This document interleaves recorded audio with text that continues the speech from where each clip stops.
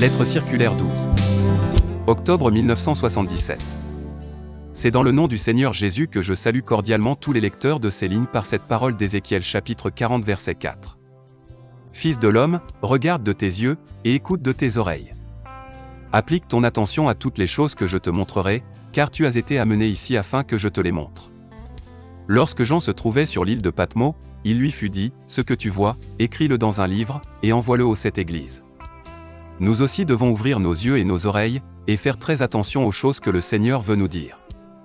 Ce n'est qu'ainsi que nous saisirons cette parole de l'Écriture, ils seront tous enseignés de Dieu, Jean chapitre 6 verset 45. Seuls les croyants assis aux pieds de Jésus et dont les yeux sont oints, les oreilles et les cœurs ouverts, écouteront ce que l'Esprit dit aux églises. Aucun enseignement humain ne pourra plus jamais les satisfaire. Le prophète Jérémie a dit, « Vous, toutes les générations, prenez garde à la parole du Seigneur. » Lorsque le Seigneur visite son peuple, nous devons tout particulièrement prendre garde à la parole prophétique.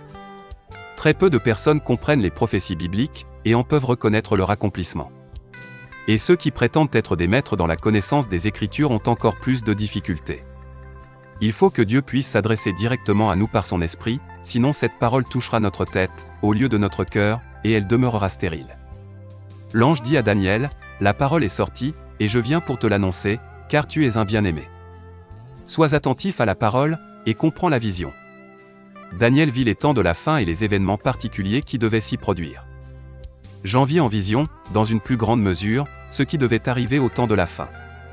Et chaque fois, la parole du Seigneur était publiée. Les hommes de Dieu étaient remplis du Saint-Esprit, et ainsi. Dieu parlait au travers d'eux, et, qu'ils comprennent ou non ce qui leur était montré par la révélation divine, cela a été écrit, et cela s'accomplira au temps déterminé. L'apôtre Pierre adresse cette exhortation aux croyants, et nous tenons pour d'autant plus certaine la parole prophétique, à laquelle vous faites bien de prêter attention comme à une lampe qui brille dans un lieu obscur, 2 Pierre chapitre 1, verset 19. Ainsi, que ce soit dans l'Ancien ou dans le Nouveau Testament, que ce soit en Israël ou dans l'Église, que ce soit par les prophètes ou les apôtres, partout où l'œuvre de Dieu devait s'accomplir sur la terre, cela a été publié premièrement par la parole de Dieu. Moïse fit sortir le peuple d'Israël conformément au mandat divin qui lui avait été donné, et les promesses se rapportant à ce temps-là s'accomplirent au milieu d'eux. Ils expérimentèrent les miracles puissants de Dieu, et ils virent les œuvres de ses mains en leur temps. Dieu avait élu un peuple d'entre toutes les nations sous le ciel pour sa propriété propre. Il faisait briller sa face sur eux, sa parole leur était adressée, et c'est au milieu d'eux qu'il accomplissait son œuvre. Tous les autres peuples entendaient fréquemment parler de cela, mais ils n'avaient aucune part à ce que Dieu faisait en ce temps-là. Il en est de même en ce qui concerne l'Église du Nouveau Testament. Christ nous a délivrés et fait sortir du monde par sa puissante main, et il s'est choisi un peuple qui lui appartienne pour écouter sa parole et voir l'œuvre de ses mains. Ce qui est important, c'est qu'avant toute chose, nous prenions garde aux paroles de Dieu, afin que nous comprenions exactement ce qu'il veut nous révéler pour ce temps. Ce n'est pas dans n'importe quelle église, mais c'est dans son église que le Seigneur achèvera l'œuvre qu'il a commencée. Que le Seigneur veuille bien ouvrir les yeux et les oreilles spirituelles de tous quant à ce qu'il fait dans ce temps, car ce n'est que lorsque le Seigneur nous vient en aide que nous sommes véritablement secourus. Les paroles des apôtres, des prophètes, et du Seigneur lui-même sont mal comprises si nous n'avons pas une vue d'ensemble du plan de salut de Dieu, et si nous ne reconnaissons pas dans quel temps, et dans quel contexte, certaines choses doivent avoir leur accomplissement. Oh, combien nous avons besoin de la direction du Saint-Esprit, tout particulièrement maintenant, dans ces derniers temps si sérieux et importants. Des passages bibliques sont mal compris, parce que les gens veulent comprendre ces paroles avec leur intelligence. Par exemple, le Seigneur Jésus a dit, « Car le Fils de l'homme doit venir dans la gloire de son Père, avec ses anges, et alors, il rendra à chacun selon ses œuvres. » Je vous le dis en vérité, quelques-uns de ceux qui sont ici ne mourront point qu'ils n'aient vu le Fils de l'homme venir dans son règne. Matthieu chapitre 16 versets 27 et 28. Aucun des auditeurs de cette parole n'aurait pensé qu'entre la réalisation de ces deux versets, presque 2000 ans s'écouleraient, et personne non plus n'aurait pensé que le second verset s'accomplirait en premier.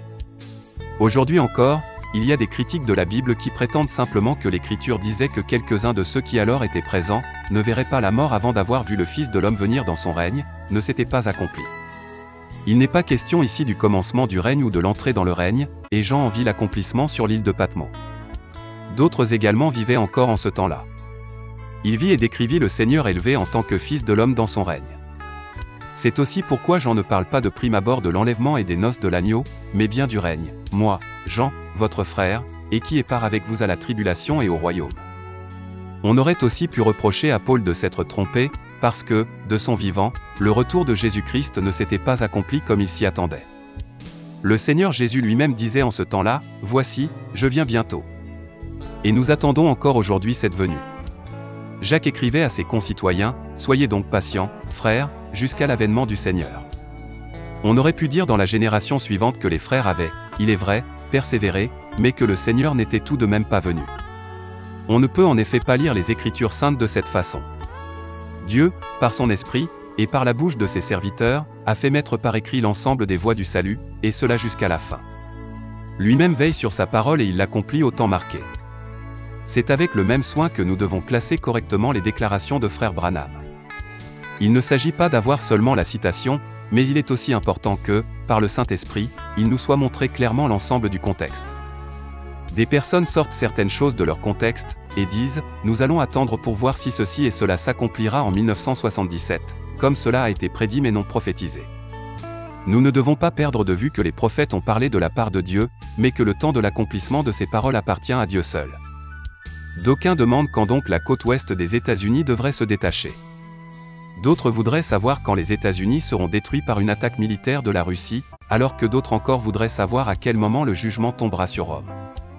Certaines choses encore, qui ont été dites, pourraient être citées.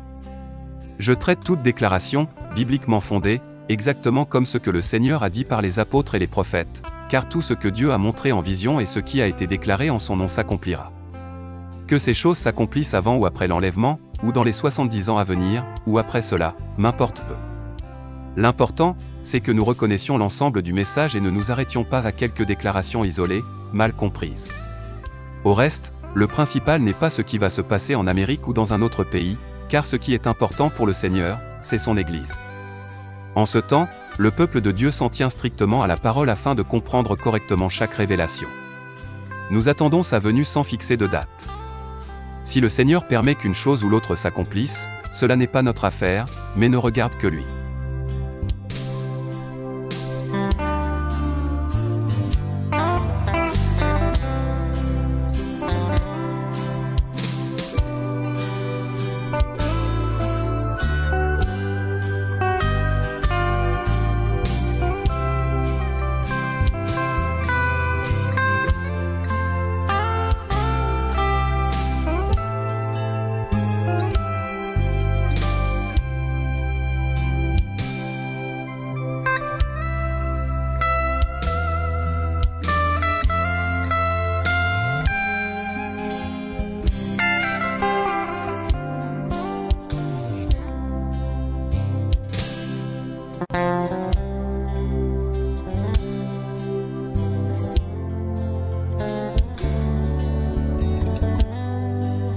L'appel de minuit.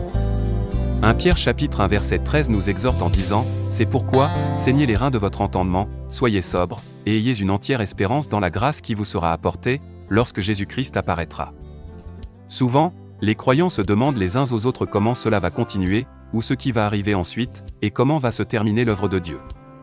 Nous n'avons pas à nous en soucier, et nous pouvons aller de l'avant avec une foi ferme. Le temps ne s'est pas arrêté. Habacuc chapitre 3 verset 2 dit, « Éternel, j'ai entendu ce que tu as annoncé, je suis saisi de crainte. Accomplis ton œuvre dans le cours des années, ô Éternel.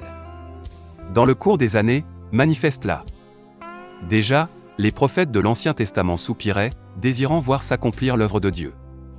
Les apôtres s'y attendaient en leur temps, et depuis les jours de l'Église primitive, tous les croyants attendent cela avec un ardent désir. Mais il faut premièrement que le temps soit venu, et nous pouvons dire que maintenant, il est proche, maintenant, il est là. Frère Branham, dans certaines de ses prédications, montre tout spécialement que, dans notre temps, tout sera rassemblé. Du point de vue religieux, toutes choses seront jointes sous une seule tête, et cela dans tous les domaines pareillement. Le temps dans lequel nous vivons est réellement à tous points de vue le temps du rassemblement. Pour nous, ce qui est le plus important, c'est l'union de l'épouse Église avec son époux. Il y a deux thèmes de première importance dans les milieux de croyants, d'une part, Israël, et d'autre part, l'Église. Nous prenons connaissance de tous les autres sujets, et les classons bibliquement sans que nous nous y arrêtions et nous en occupions spécialement. Mais, lorsqu'il s'agit d'Israël ou de l'Église, nous sommes contraints d'y réfléchir, de lire à ce sujet, et de mettre en lumière les promesses des Saintes Écritures qui les concernent. Par cela, nous reconnaissons combien le temps a progressé, et le thème d'Israël et de l'Église demeure en premier lieu actuel. Les amis et ennemis de l'État d'Israël doivent prendre conscience de son existence. Celle-ci ne peut être niée, et c'est parce que les peuples sont frappés d'aveuglement qu'ils ne reconnaissent pas que c'est de par la volonté de Dieu, et qu'il en est ainsi pour que s'accomplissent les prophéties bibliques. Ils ne connaissent pas le plan de salut de Dieu. Quand, par exemple, on pense à l'immensité de la surface du monde arabe qui serait à la disposition des réfugiés, et que l'on considère l'exiguïté du territoire sur lequel on maintient des années durant les camps de réfugiés, au lieu de les réintégrer dans le cours normal de la communauté, on ne peut s'empêcher de penser que cette détermination a été prise volontairement. Cependant, en tout cela, il doit en être ainsi.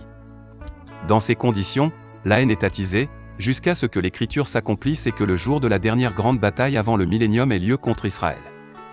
Nous pourrions dire beaucoup de choses sur ce sujet, mais la chose principale pour nous est d'abord l'Église, car ce n'est qu'après l'achèvement et l'enlèvement de l'épouse que le Seigneur se tournera vers les Juifs et se révélera au milieu d'eux.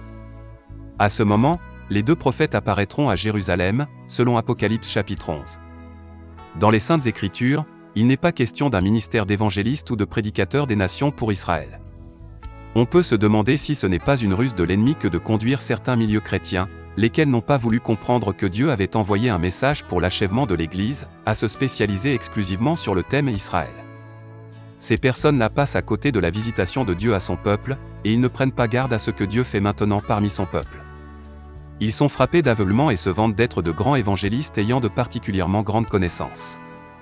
Ils sont sages à leurs propres yeux et prétendent se conduire avec sagesse aux yeux des hommes, ils tiennent de grandes conférences provoquant l'enthousiasme de leurs auditeurs, et font des affaires substantielles avec leur programme sur Israël.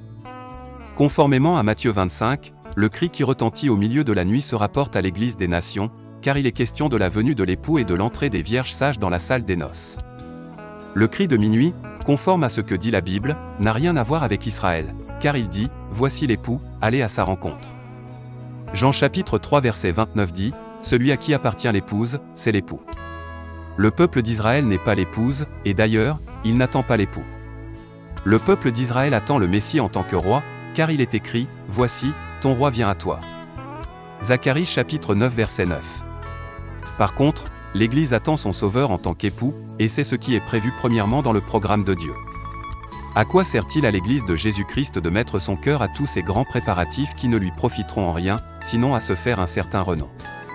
Parmi les grands orateurs de ces jours, qui regardent les autres de haut, il y en a qui ne croient ni ne pratiquent l'ABC de la prédication biblique et de la doctrine du Nouveau Testament. Les uns, par exemple, rejettent le baptême biblique des croyants au nom de Jésus-Christ, et cela simplement parce qu'ils veulent pouvoir plaire à une grande foule dans le but de remplir leur caisse. D'autres rejettent le baptême biblique de l'Esprit et les dons de l'Esprit, allant jusqu'à prétendre que ces choses viennent du diable, bien que les prophètes, Jean-Baptiste, le Seigneur Jésus et les apôtres aient enseigné cela, et que des milliers de croyants, de l'Église primitive jusqu'à nos jours, l'aient expérimenté. Depuis longtemps, sans le savoir, ils ont commis le blasphème contre le Saint-Esprit, lorsqu'ils dénoncent les œuvres accomplies par l'Esprit comme venant d'en bas. Celui qui n'a pas reçu le Saint-Esprit de la manière dont en rend témoignage la Bible, a en lui un esprit religieux, il prétend connaître la Bible, mais il est aveuglé, car il rejette ce qui vient véritablement de l'Esprit de Dieu. Nous devons appliquer à la prédication les normes bibliques de la parole, comme cela se faisait dans l'Église primitive. En ce temps-là, les croyants écoutaient attentivement ce qui était prêché, et ils le comparaient avec ce qu'enseignaient les apôtres du Seigneur. Au cas où cela ne concordait pas, de tels orateurs étaient démasqués comme étant de faux apôtres, sans égard pour leur apparence pieuse, Apocalypse chapitre 2 verset 2. Chaque thème biblique doit être en accord avec le témoignage de l'ensemble des Écritures. Maintenant, il s'agit du message pour l'Église. À moins que nous ne reconnaissions que, dans tous les temps, Dieu a mandaté et tout particulièrement revêtu de son autorité certains hommes pour porter son message, et que de notre temps il a agi exactement de même, nous ne tiendrons aucun compte de l'appel que Dieu fait retentir maintenant. Seuls, les élus de Dieu dans tous les âges ont reconnu un ministère divin et ont écouté les messagers de Dieu. Il en va de même maintenant. Le peuple d'Israël ne pouvait pas passer par-dessus Moïse, même la révolte de Corée ne put rien changer au ministère exceptionnel du prophète que Dieu lui-même avait établi. Il en va exactement de même avec la charge particulière qu'a reçue frère Branham. Seul l'homme religieux aveuglé, sûr de lui-même, passera par-dessus. Mais celui qui dans ce temps prend garde à la parole de Dieu, fait confiance au témoignage du Saint-Esprit et accepte les promesses faites pour ce temps, sera reconnaissant pour le messager biblique, pour l'appel à sortir et la préparation de l'Église épouse de Jésus-Christ. À ma connaissance, il n'y a aucun homme de Dieu dans cette génération qui ait eu une telle vocation, et qui ait reçu une charge aussi directe avant la seconde venue de Christ, que celle que frère Branham a reçue. Maintenant, l'Église du Seigneur sera rassemblée sous l'autorité de la prédication biblique, et amenée à l'unité par l'Esprit de Dieu. Seuls, les prédicateurs qui n'auront pas compris et qui n'auront pas voulu reconnaître que Dieu a envoyé son serviteur et prophète, se spécialiseront sur différents thèmes, parce qu'ils n'ont pas de message à apporter à l'Église. Encore une fois, l'accent doit être mis sur le fait qu'il ne s'agit pas maintenant d'un message pour Israël. Celui-ci sera apporté en temps utile par les deux prophètes, mais maintenant, il s'agit du message pour l'Église. C'est pour cela que nous croyons et que nous publions le message du temps de la fin, dans lequel est contenu tout le conseil de Dieu. Agissant de la part de Dieu. Frère Franck.